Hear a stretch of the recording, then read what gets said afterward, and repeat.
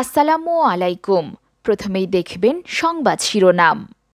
খুব বাড়াবাড়ি করছেন আপনি, ফখরুলকে বললেন ওবায়দুল কাদের। দেশ দ্রুত গতিতে দেউলিয়াত্বের দিকে যাচ্ছে বললেন রিজভী। ধর্মপ্রচারে অর্থ নিলেও আলেমদের ধর্ম ব্যবসায়ী বলা যাবে না। ডক্টর জাফরুল্লাহর প্রস্তাবে রাজি হননি শামা ওবায়েদ। বিরিয়ানিতে কুকুরের মাংস দেওয়ার অভিযোগে কারাগারের দোকানি। এবার দেখুন বিস্তারিত। খুব বাড়াবাড়ি করছেন আপনি, ফখরুলকে বললেন ওবায়দুল কাদের। বিএনপির মহাসচিব মির্জা ফখরুল ইসলাম আলমগীরের উদ্দেশ্যে আওয়ামী লীগের সাধারণ সম্পাদক, সড়ক পরিবহন ও সেতুমন্ত্রী ওবায়দুল কাদের বলেছেন, তথ্য প্রমাণ ছাড়া কোনো কথা বলবেন না। খুব বাড়াবাড়ি করছেন আপনি। প্রধানমন্ত্রীর নামটি উচ্চারণ ও সম্মান দেখান না আপনি।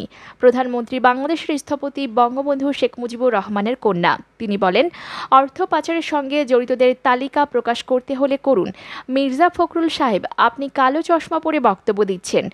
বাংলাদেশের অর্থ পাচারের আসামি বিএনপি নেত্রী আপনাদের মা ও বিএনপির ভাইস চেয়ারম্যান তালিকার ১ নম্বরে আছেন। আওয়ামী লীগের কেউ অর্থ পাচার করলে শেখ হাসিনা কাউকে ছাড় দেন না। তার জ্বলন্ত উদাহরণ ফরিদপুরে। সোমবার দুপুরে মেহেরপুরের শহীদ শামসুজ্জোহা পার্কে আয়োজিত জেলা আওয়ামী লীগের ত্রিবার্ষিক সম্মেলন ভার্চুয়ালি উদ্বোধন করে এসব বলেন তিনি রাজধানীতে নিজ বাসভবন থেকে ভার্চুয়ালি যুক্ত হন এই সম্মেলনে। উদ্বোধনের পর বঙ্গবন্ধু শেখ মুজিবুর রহমানের প্রতিকৃতিতে ফুল দিয়ে শ্রদ্ধা জানান। এই অনুষ্ঠানের প্রধান অতিথি আওয়ামী লীগের যুগ্ম সাধারণ সম্পাদক ও সংসদ সদস্য বাহাউদ্দিন নাসিম এবং প্রধান বক্তা খুলনা বিভাগীয় আওয়ামী লীগের সাংগঠনিক সম্পাদক ও সংসদ সদস্য বি.এম. মোজাম্মেল হক সহ অন্যান্য অতিথিরা।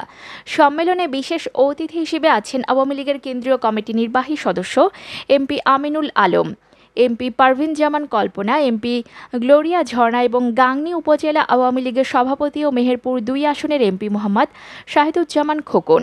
মেহেরপুর জেলা আওয়ামী লীগের সাধারণ সম্পাদক এম এ খালেকের সঞ্চালনায় সম্মেলনে স্বাগত বক্তব্য দেন সম্মেলনের সভাপতি, মেহেরপুর জেলা আওয়ামী লীগের সভাপতি, জনপ্রশাসন প্রতিমন্ত্রী ফরহাদ হোসেন দোদুল। অপরদিকে দেশ দ্রুত গতিতে দেউলিয়াত্বের দিকে যাচ্ছে বললেন রিজভী। বিএনপির সিনিয়র যুগ্ম মহাসচিব রুহুল কবির রিজভী বলেছেন, বাংলাদেশে এক দুর্বিষহ সংকট প্রচণ্ড গতিতে ধেয়ে আসছে। দেশ দ্রুত গতিতে দেউলিয়াত্বের দিকে এগিয়ে যাচ্ছে। তিনি বলেন, শ্রীলঙ্কার চেয়ে বাংলাদেশের অবস্থা আরও সংকটাপন্ন। অর্থনৈতিক চরম দুর্দশাগ্রস্ত পরিস্থিতিতে বাংলাদেশের মানুষ নিরিবিলি কেঁদেও শান্তি পাবে না। সোমবার নয়াপল্টনে বিএনপির কেন্দ্রীয় কার্যালয়ের সংবাদ সম্মেলনে তিনি এসব কথা বলেন। রিজভী বলেন, দেশে জনগণের অবস্থা করুণ ও মর্মান্তিক। নিত্য প্রয়োজনীয় জিনিসের দাম আলোর গতিতে দৌড়াচ্ছে। গম আমদানি করা হচ্ছে না, কারণ রপ্তানিকারক দেশ রপ্তানি বন্ধ করে দিয়েছে। চালের অস্বাভাবিক মূল্য বৃদ্ধি এবং সেই সাথে সয়াবিন তেল উধাও হয়ে যাওয়ার পর কয়েকদিনের মধ্যেই আটা কেনাও অসম্ভব হবে সাধারণ মানুষের জন্য। সিন্ডিকেটের দৌরাত্ম্যে খাদ্যপণ্যের দামের ঊর্ধ্বমুখী গতি থামছেই না। খাদ্যপণ্য নিয়ে সব ধরনের গভীর সংকটে বাংলাদেশ। তিনি বলেন, উজানের পানি এবং বাঁধ ভেঙে বাংলাদেশের এক বিস্তৃত অঞ্চলের ধান তলিয়ে গেছে। কৃষককুল দিশেহারা হয়ে পড়েছে। গোটা জাতি আকুল উৎকণ্ঠায় দিনাতিপাত করছে। বিএনপির এই নেতা আরও বলেন, গণমাধ্যমের কণ্ঠরোধ করে ফ্যাসিবাদী রাষ্ট্র কায়েম এবং অবৈধ ক্ষমতাকে দীর্ঘস্থায়ী করার অপচেষ্টায় লিপ্ত হয়েছে অনির্বাচিত নিশিরাতের সরকার। Defamation law, official secrecy act, contempt of court, ICT act, digital security act, গণমাধ্যম কর্মী আইন, ডেটা প্রোটেকশন অ্যাক্ট ও ওটিটি আইন সহ অনেকগুলো নিবর্তনমূলক কালাকানুন করে গণমাধ্যমের স্বাধীনতা গোরস্থানে কবরের মধ্যে শায়িত করা হয়েছে। সাংবাদিকদের হাত পা বেঁধে দিয়ে অবরুদ্ধ পরিস্থিতি তৈরি করা হয়েছে। রিজভী বলেন, আগামী নির্বাচন সামনে রেখে নীল নকশা হিসেবে নতুন নতুন কালাকানুন তৈরিতে ব্যস্ত এই নিশিরাতের সরকার। ফেসবুক, টুইটার, ইউটিউব ও অন্য মাধ্যমের নিয়ন্ত্রণের জন্য নতুন আইন প্রণয়ন করছে। ২০১৮ সালেও জাতীয় নির্বাচনে মাত্র ৩ মাস আগে তড়িঘড়ি ডিজিটাল নিরাপত্তা আইন পাশ করা হয়। অপরদিকে ধর্মপ্রচারে অর্থ নিলেও আলেমদের ধর্ম ব্যবসায়ী বলা যাবে না। ধর্মপ্রচারের বিনিময়ে অর্থ নিলেও আলেমদের ধর্ম ব্যবসায়ী বলা যাবে না বলে মন্তব্য করেছেন জাতীয় উলামা মাশায়েখ আইম্মা পরিষদের সাধারণ সম্পাদক গাজী আতাউর রহমান। ইসলামী আন্দোলন বাংলাদেশের অঙ্গ সংগঠন ঢাকার রিপোর্টার্স ইউনিটিতে এক সংবাদ সম্মেলনে এই কথা বলেন গাজী আতাউর। ঘাতক দালাল নির্মূল কমিটির সমন্বয়ে গঠিত মৌলবাদী ও সাম্প্রদায়িক সন্ত্রাস তদন্তে গণকমিশন এবং জঙ্গি অর্থায়নে দেশের সাম্প্রদায়িক সম্প্রীতি বিনষ্টের অভিযোগে ১১৬ ওয়াইএসিনের তালিকা দুর্নীতি দমন কমিশন দুদক জমা দেয়। সেই প্রতিবাদ এবং এই সংবাদ সম্মেলনটি আয়োজিত হয়। সংগঠনের সভাপতি নুরুল হুদা ফয়েজি লিখিত বক্তব্যে বলেন, গণকমিশনের অধিকার নেই কোনো নাগরিকদের বিরুদ্ধে ব্যক্তি উদ্যোগ বা সাংগঠনিকভাবে তদন্ত করার। গণকমিশনের এই তালিকা প্রণয়নের পেছনে বিদেশি গোষ্ঠীর হাত আছে, যারা নির্বাচনে এলেই জঙ্গিবাদ মৌলবাদের ধোঁয়া তোলে, যারা অপরাধ জঙ্গিবাদ হত্যার সঙ্গে জড়িত, যাদের নাম 116 জনের তালিকায় রয়েছে। তাদের বিষয়ে জানতে চাইলে সাধারণ সম্পাদক গাজী আতাউর রহমান বলেন, ব্যক্তির অপরাধের দায় কেউ নেবে না, তবে দু একজন ব্যক্তির জন্য সব আলেমদের হেয় করলে মেনে নেওয়া হবে না। সংবাদ সম্মেলন থেকে 8 দফা দাবি জানানো হয়। দাবিগুলো হলো, যারা কথিত শ্বেতপত্র প্রকাশের মাধ্যমে আলেমদের মিথ্যা অপবাদ দিয়েছে তাদের বিরুদ্ধে আইনি ব্যবস্থা নেওয়া, গোয়েন্দা নজরদারিতে আনা প্রশাসনের বিরুদ্ধে যারা তৎপরতা চালিয়েছে তাদের শাস্তির আওতায় আনা, আলেমদের বিরুদ্ধে মিথ্যা মামলা প্রত্যাহার, কারাবন্দী আলেমদের অবিলম্বে মুক্তি, ওয়াজ মাহফিলের সকল বিধিনিষেধ তুলে নেওয়া, মাদ্রাসার বিরুদ্ধে সকল প্রকার হয়রানি বন্ধ, আল্লাহ রাসূল, ধর্মীয়, রাজনৈতিক ও সামাজিক ব্যক্তিবর্গের বিরুদ্ধে মানহানিকর শব্দ ব্যবহারে নিষিদ্ধ আইন করতে হবে।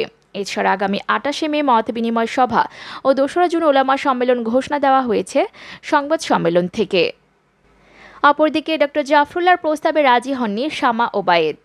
দেশে সুষ্ঠু নির্বাচনের ব্যবস্থা ফিরিয়ে আনতে এখনই জাতীয় সরকার গঠনের আহ্বান জানিয়েছেন গণস্বাস্থ্য কেন্দ্রের প্রতিষ্ঠাতা ডক্টর জাফরুল্লাহ চৌধুরী।